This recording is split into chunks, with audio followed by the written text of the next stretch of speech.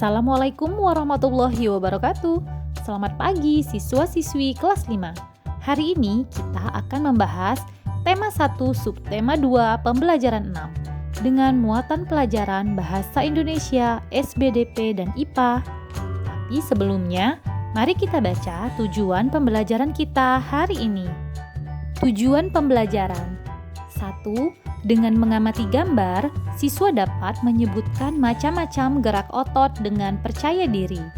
2. Dengan membaca, siswa dapat menemukan ide pokok masing-masing paragraf dengan tanggung jawab. 3. Dengan mengamati gambar, siswa dapat menggali informasi dari bacaan untuk dituangkan ke dalam bentuk gambar cerita dengan disiplin.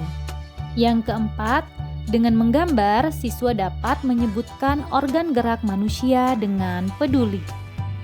Anak-anak, pernahkah kalian keseleo saat bermain atau melakukan sesuatu? Keseleo bisa terjadi kapan saja dan di mana saja, serta dalam kegiatan apa saja, misalnya saat berolahraga. Salah satu jenis olahraga yang rentan terjadi keseleo atau cedera otot adalah sepak bola. Karena dalam sepak bola, kerja otot sangat diporsir. Tubuh harus bergerak dan berlari dalam waktu yang lama. Nah, oleh karena itu, untuk memperkecil kemungkinan terjadinya cedera, sebelum melakukan permainan sepak bola dan olahraga lainnya, harus menguasai teknik-tekniknya terlebih dulu. Selain itu, kita harus melakukan pemanasan agar tulang dan otot-otot kita dalam keadaan siap. Anak-anak, berikut ini adalah macam-macam gerak otot. Yang pertama, gerak membengkokkan. Contohnya, membengkokkan siku, ruas jari, dan lutut. Kemudian yang kedua, gerak meluruskan.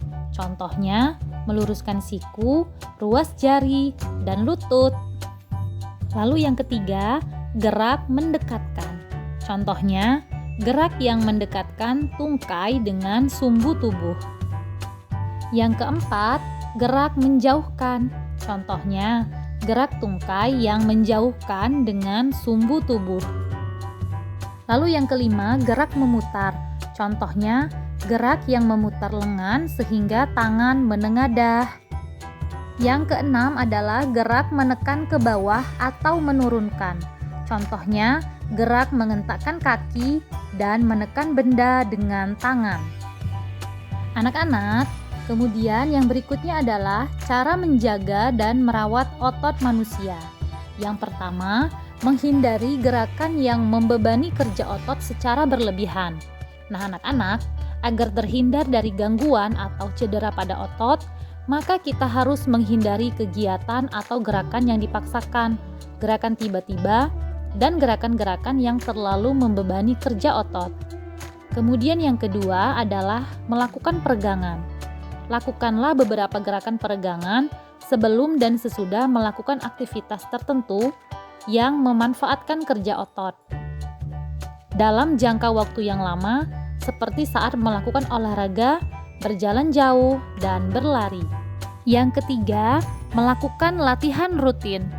Banyaknya latihan fisik yang dapat kita lakukan untuk menjaga kesehatan otot. Latihan rutin ini dapat dilakukan dengan beban maupun tanpa beban. Bisa dilakukan di dalam maupun di luar ruangan. Misalnya, jogging, bersepeda, latihan kebugaran di pusat kebugaran, dan lain-lain. Lalu yang keempat, memenuhi kebutuhan cairan tubuh. Nah, anak-anak, kebutuhan cairan setiap orang itu berbeda-beda. Sedikitnya mengkonsumsi 6 gelas air sehari agar dapat menjaga kesehatan tubuh. Cairan dapat membantu otot melemah setelah berkontraksi serta dapat melembabkan sel-sel otot sehingga tidak mudah mengalami ketegangan. Kemudian yang kelima, mengkonsumsi makanan yang bergizi dan bermanfaat bagi otot. Banyak jenis makanan yang mengandung gizi yang baik bagi otot, khususnya untuk pembentukan otot. Makanan-makanan tersebut antara lain seperti putih telur, susu, ikan tuna, sayur brokoli, dada ayam, daging sapi, minyak ikan, keju, kacang almond, dan kacang Arab, serta bayam. Kemudian, yang keenam adalah meringankan nyeri otot. Gunakan krim khusus otot untuk menimbulkan rasa hangat sehingga otot yang kram akan menjadi lebih rileks. Anak-anak, jika berbicara tentang otot, dahulu ada binaragawan yang bernama Aderai. Nah, anak-anak, di sini ada teks bacaan tentang Aderai. Judulnya Aderai Binaragawan Perkasa Indonesia. Mari kita baca teks bacaan berikut, lalu kita cari ide pokok dalam setiap paragrafnya.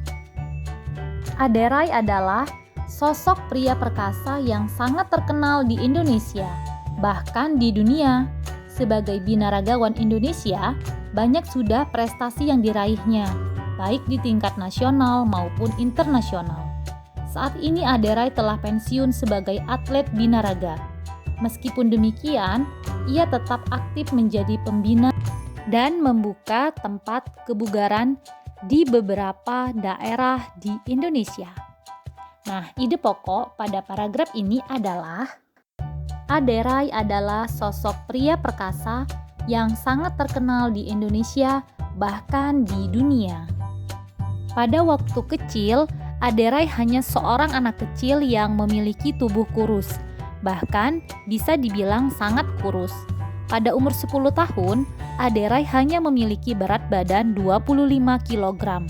Bahkan, hingga mencapai remaja, dengan tinggi 183 cm, berat badan Aderai hanya 55 kg.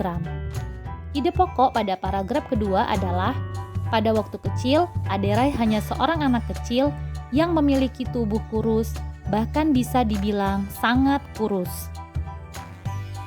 Aderai, dia memiliki minat yang tinggi dalam bidang olahraga. Pada awalnya, dia menggeluti bidang olahraga bulu tangkis.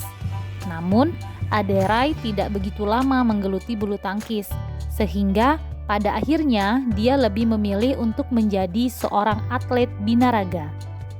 Ide pokok pada paragraf 3 adalah, Aderai memiliki minat yang tinggi dalam bidang olahraga. Prestasi pertama Aderai dalam bidang binaraga diraih pada tahun 1995. Prestasi tersebut memicunya untuk terus aktif mengikuti berbagai kejuaraan, mulai dari lingkup kecil hingga besar, mulai dari lokal, nasional hingga internasional. Hingga akhirnya Aderai terus berkembang dan meraih prestasi demi prestasi dari berbagai kejuaraan. Ide pokok pada paragraf 4 adalah, prestasi pertama Aderai dalam bidang binaraga diraih pada tahun 1995. Masalah prestasi yang diraih Aderai tidak perlu diragukan lagi. Dari berbagai kejuaraan yang diikutinya, selalu membuahkan hasil yang mengagumkan. Salah satu kemenangannya di Musclemania World atau kejuaraan dunia binaraga kelas berat ringan. Dari situlah kemudian membawa Aderai menuju kejuaraan multi-event Asia Tenggara atau SEA Games pada tahun 1997. Pada kejuaraan tersebut, Aderai pun mampu mempersembahkan emas bagi bangsa Indonesia. Bahkan, setelah itu, masih banyak piala dan medali yang dia raih dari berbagai kejuaraan tingkat nasional dan internasional. Ide pokok pada paragraf 5 adalah, prestasi yang diraih Aderai tidak perlu diragukan lagi. Berkat prestasi-prestasinya itulah, Aderai turut mempromosikan binaraga di Indonesia. Dari sebelumnya yang sepi peminat, hingga akhirnya olahraga binaraga menjadi olahraga yang banyak diminati di Indonesia, baik oleh pria maupun wanita. Ide pokok paragraf 6 adalah, berkat prestasi-prestasinya, Aderai turut mempromosikan binaraga di Indonesia. Setelah pensiun sebagai atlet pun, Aderai masih berkecimpung dalam dunia binaraga. Dia membuka beberapa pusat latihan dan kebugaran di beberapa daerah. Selain itu, Aderai juga menjual suplemen dan melakukan pelatihan sertifikasi untuk para profesional di bidang fitness Ade juga aktif mengampanyekan hidup sehat melalui fitness dengan menerbitkan buku dan majalah, serta menjadi pembicara di berbagai seminar dan acara. Ide pokok paragraf 7 adalah, setelah pensiun sebagai atlet, Ade Rai masih berkecimpung dalam dunia binaraga. Baiklah anak-anak, demikianlah materi kita hari ini. Nah, tugas kalian adalah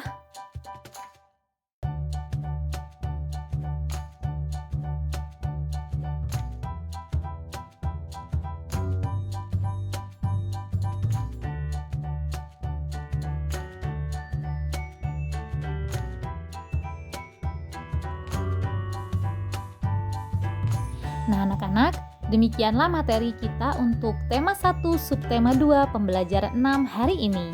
Ibu akhiri, wassalamualaikum warahmatullahi wabarakatuh.